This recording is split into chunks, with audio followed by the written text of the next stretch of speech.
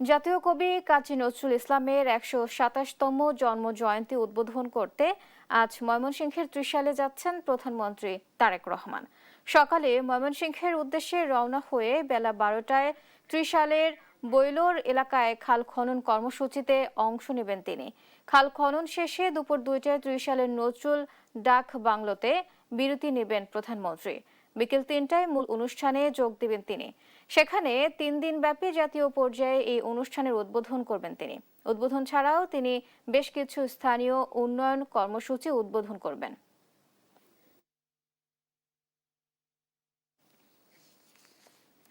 প্রধানমন্ত্রীর সফর ঘিরে নেওয়া হয়েছে কড়া নিরাপত্তা ব্যবস্থা।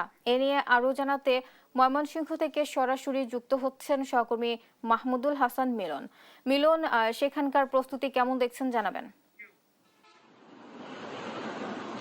বুবলি, আজ ময়মনসিংহের প্রধানমন্ত্রী আসছেন, এটি ময়মনসিংহের জন্য খুবই উচ্ছ্বসিত এবং আনন্দের খবর।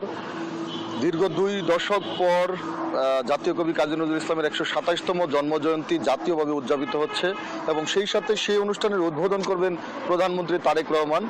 এই অঞ্চলের প্রাণের উৎসব হচ্ছে নজরুল জয়ন্তী।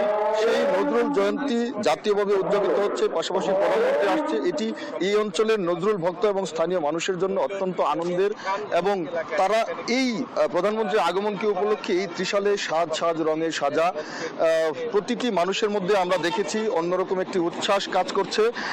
প্রধানমন্ত্রীকে বরণ করে নিতে তারা পুরোপুরি প্রস্তুত।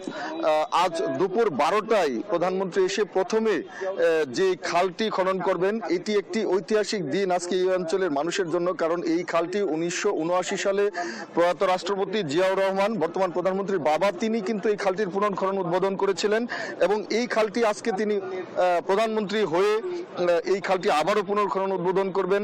এটি এই অঞ্চলের মানুষের জন্য আজকে একটি ঐতিহাসিক ক্ষণ।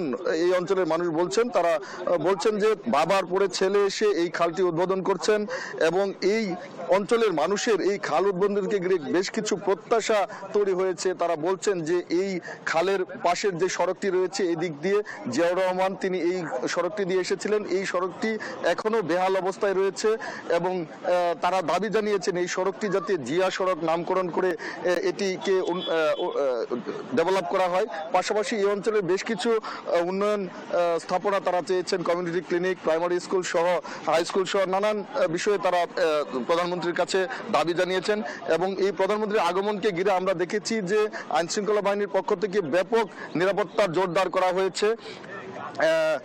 আইনশৃঙ্খলা বাহিনীর আমরা যে দুটি অনুষ্ঠান স্থল রয়েছে তার আশপাশে আমরা দেখেছি যে পুলিশ সদস্য, সেনাবাহিনীর সদস্য সহ বিভিন্ন গোয়েন্দা সংস্থার যারা কর্মকর্তা রয়েছেন তারা গত বেশ কয়েকদিন যাবতীয় কিন্তু তারা তাদের এই অঞ্চলটিকে গোয়েন্দা নজরদারির মধ্যে রেখেছেন। পাশাপাশি আজকে কালকে থেকে আমরা দেখেছি যে প্রায় সাদা পোশাকে এবং পোশাকে পুলিশ সদস্যরা আসলে এখানে দায়িত্ব পালন করছেন এবং এই প্রধানমন্ত্রীর আগমনকে ঘিরে নিচ্ছিদ্র নিরাপত্তা ব্যবস্থা নিশ্চিত করা হয়েছে বলে গতকালকে কিন্তু পুলিশের পক্ষ থেকে ব্রিফিং করে আমাদেরকে জানানো হয়েছে। বুবলি, প্রধানমন্ত্রীর আগমনের জন্য এই অঞ্চলের মানুষ অধীর আগ্রহে অপেক্ষা করছেন। মানে এই ছিল আমার কাছে আগমনের প্রস্তুতির সর্বশেষ।